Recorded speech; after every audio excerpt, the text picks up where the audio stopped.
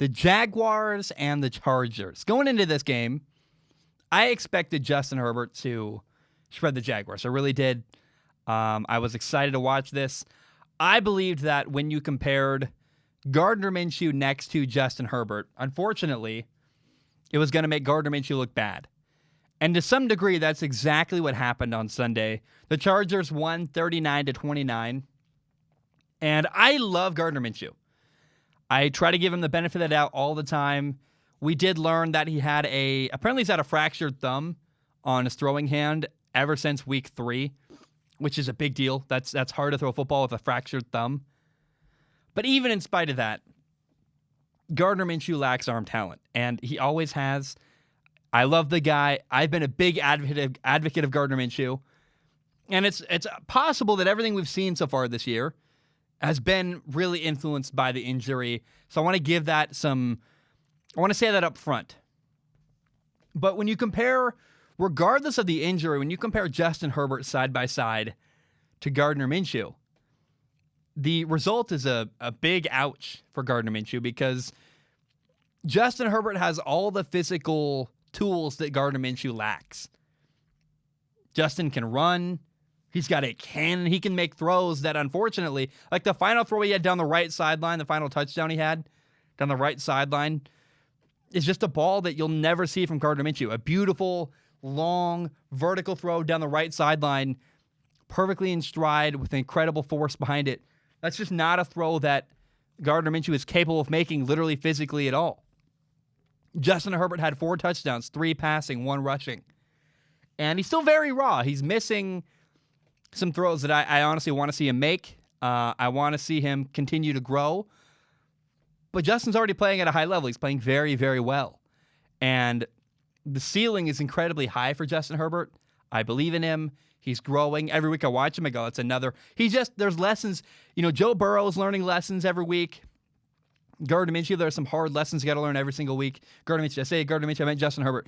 A rookie quarterback goes through stuff where you go, oh, you make a mistake, you learn from it, you never do it again. That's just how playing quarterback works, especially when you're a rookie doing stuff for the first time in a new offense.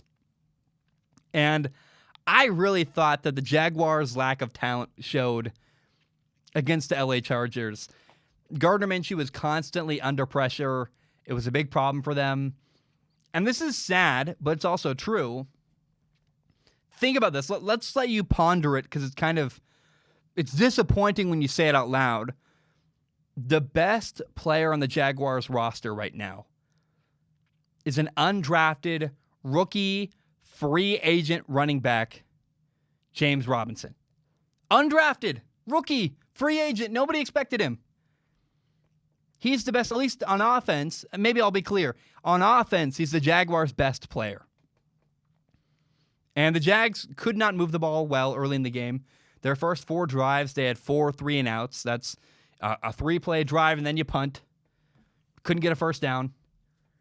And the Jaguars did not get a first down until the second quarter of this game. And because of Gardner Minshew's low ceiling, I would replace him. I don't know that I would, but I would support it if the Jaguars were like, you know what? We're going to draft Justin Fields. Or if we can get Trevor Lawrence, we're going to draft Trevor Lawrence. Of course, I would support that. It makes total sense. I want to be clear there. If you can get a guy who's got better arm talent than Gardner Minshew on a rookie contract, if you can get Justin Fields in Jacksonville, oh my gosh, yeah. Pull the trigger on that, especially what we saw week 1 from Justin Fields.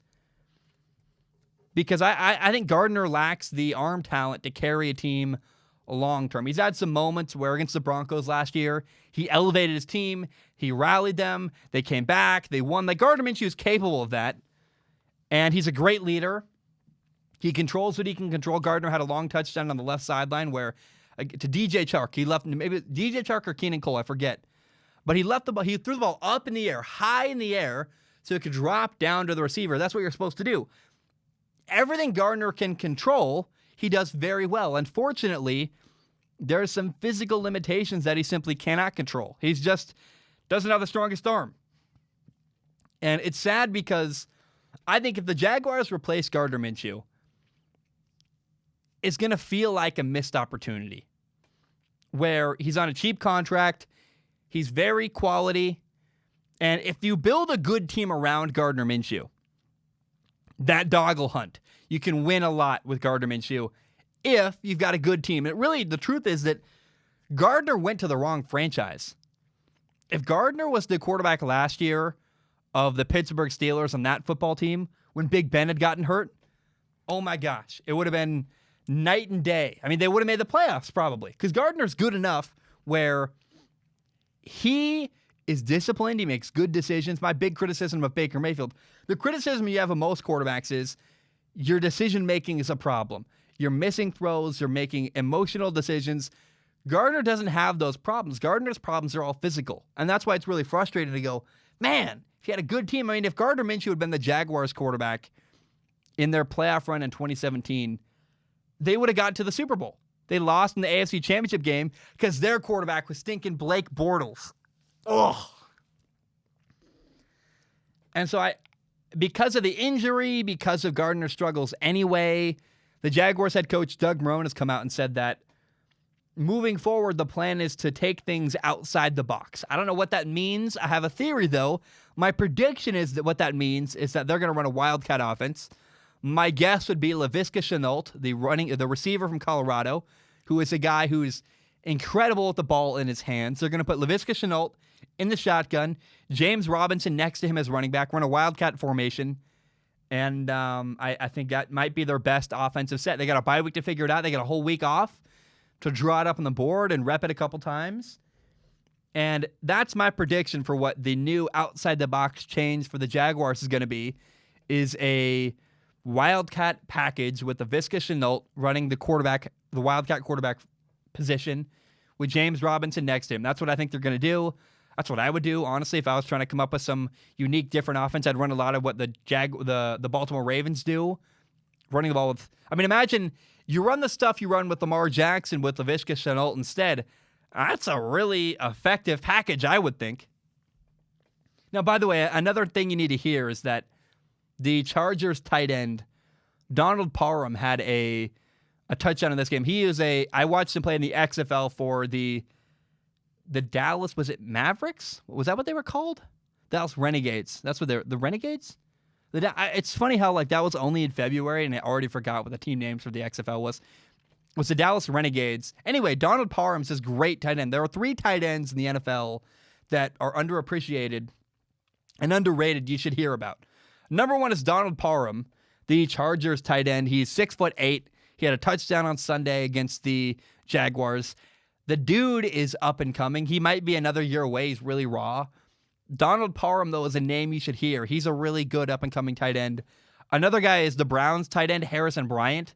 He was literally the best tight end in college football last year, playing at Florida Atlantic.